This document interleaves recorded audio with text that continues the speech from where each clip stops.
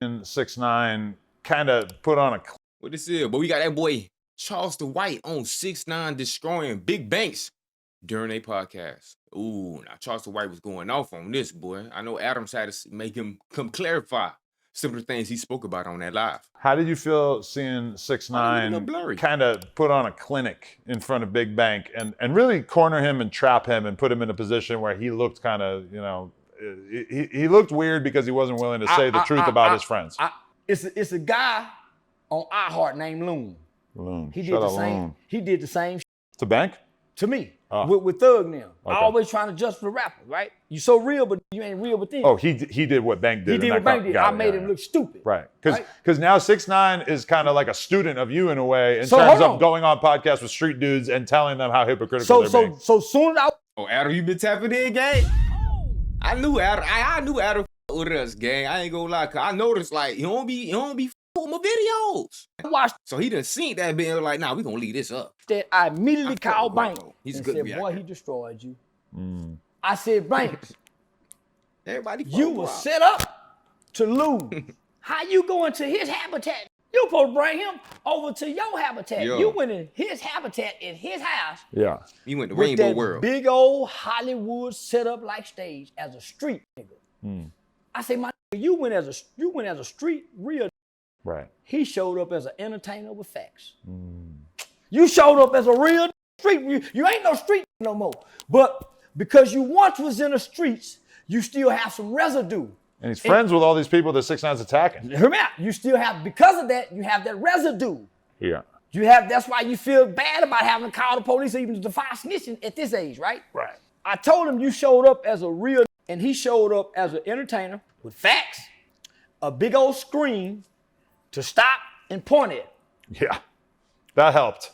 Not only did that You help, know? not only did it's that one help. thing to pull up like a little laptop or something, but the huge screen. Boy, this was the day. I mean, they picked him apart. Yeah. And let me just finish this. Not only that, the color scheme. See, Right. psychologically, the color scheme. You Rainbow up here World. as a real, almost on a Nickelodeon-like setup, colorful stage. The chair you sitting in got you looking this small, so you look little. Psychological. Yeah. The camera setting had you slanted, Are you cooking? so you look vulnerable. 6ix9ine, and you stayed relaxed at the back, right? 6ix9ine kept standing to the front of the chair, Yeah. and it made him look like a giant every time he sat up. So every theatrics was a point, and I'm sitting there watching that shit saying, oh man, they destroying my boy. And the more I watched it, Y'all and the gonna go more say that, man. he couldn't just say, yeah, you right. Right. When he ended that interview, I called him and said, homie, that Mexican y'all got a problem with just murdered the hip hop street culture. He just destroyed. You nigga can't never talk street again. Your lyrics would never be this effective no more. He alone with his truth and facts You and him, and his with y'all hypocrisies, with y'all double standards, with y'all malteachings, double standards, and hypocrisy. Don't remember how even Adams, I shouted out Adams earlier for going ahead and connecting the dot. You and 6ix9ine. Stop trying to blame just 6ix9ine, gang. Y'all with y'all narratives, teachings, and propagandas. You feel me? And late facts. Oh, now y'all got the facts. What happened when it was y'all turn? Why ain't y'all been teaching these rappers this? Why is y'all going back to tell them to tell? Why is you still shaming big banks for not wanting to snitch? But you is literally clowning. Bruh, this is a double standard I'm talking about right now. Y'all is currently clowning Young Thug and Big Banks for getting annihilated, right? By 6ix9ine. While in the same breath, promoting the same thing that got them in the same place, and all of you goofies in the same place initially. Was I able to draw out the double standard clear enough for anybody listening? Like, they literally taught y'all how to snitch. Y'all snitched. They shitted on y'all for snitching just like them. Like, they got y'all to jump in the pool with them like Satan in the lake of fire. Y'all in there now, and they shitting on big banks for still gang.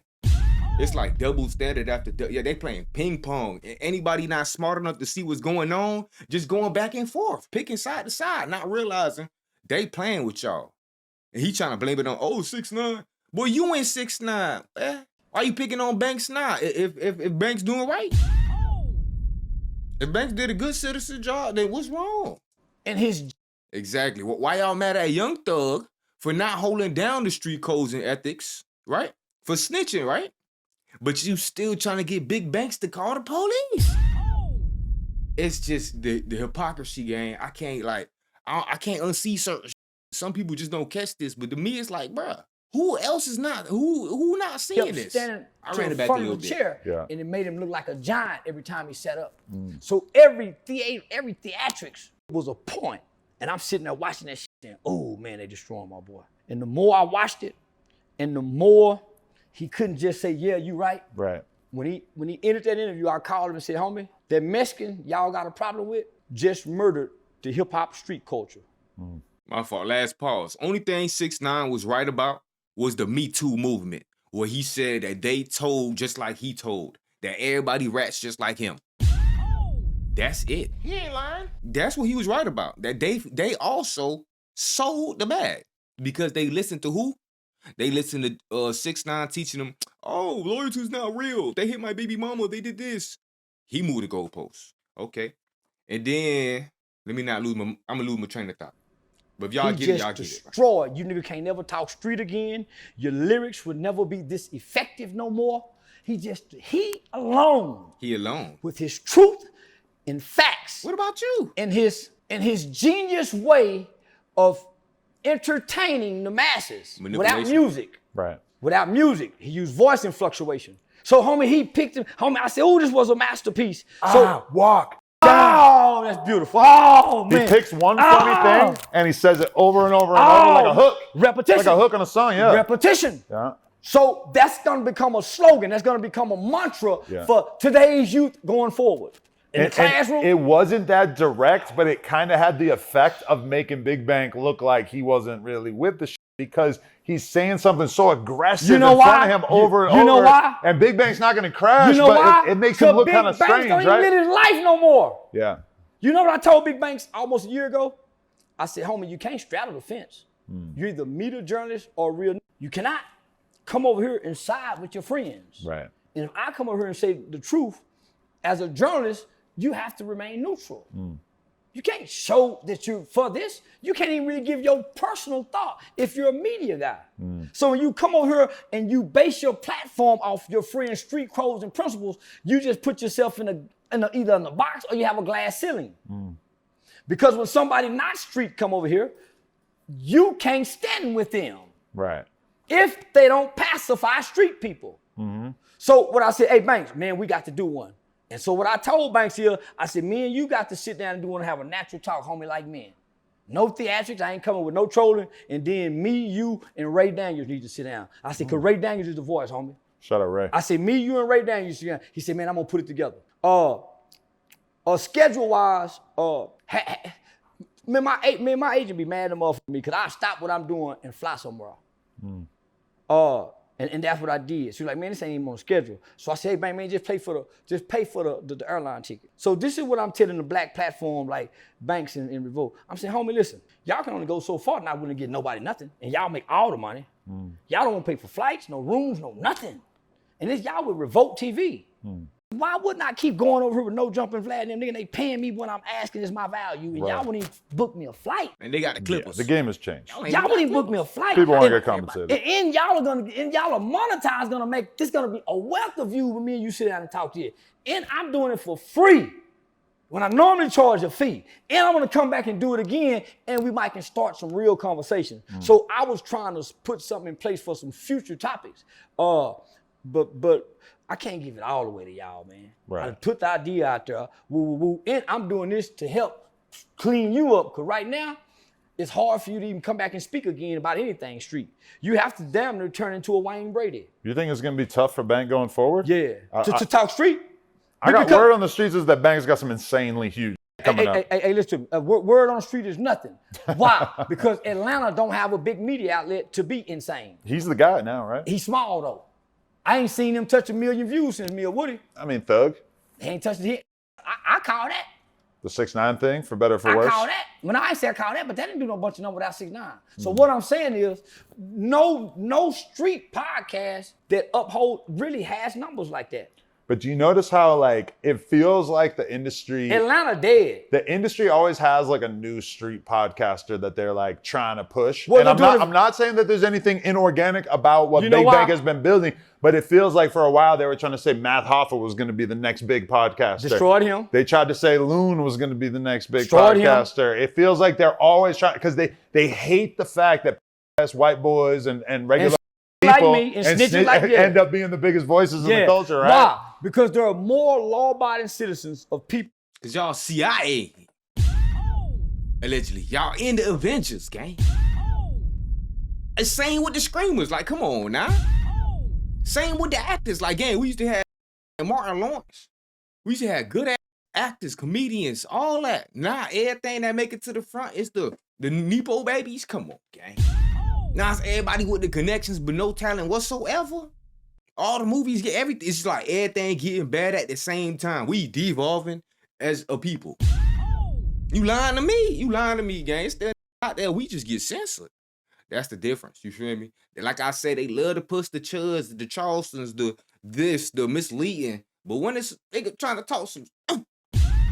Oh yeah, let's go ahead and censor his views at 10, max it out at 10. Everyone's gonna love his videos, but it doesn't matter. They'll all say, oh my God, why aren't you big yet? But who cares? Who cares? Everybody on the comments of people like, you know, that's trying to mislead and shit like that, we'll give them nice boosted bot, y'all.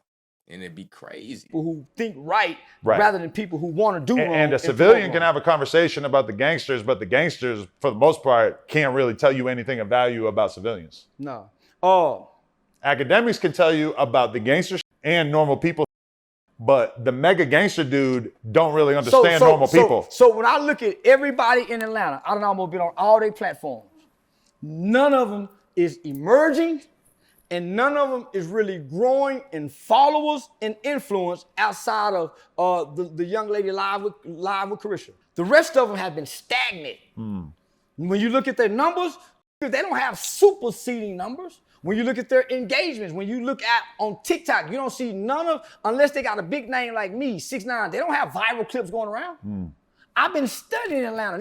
Most of these people, like I told y'all earlier, be gatekeeping themselves too. I remember how I told y'all about the Screamers earlier?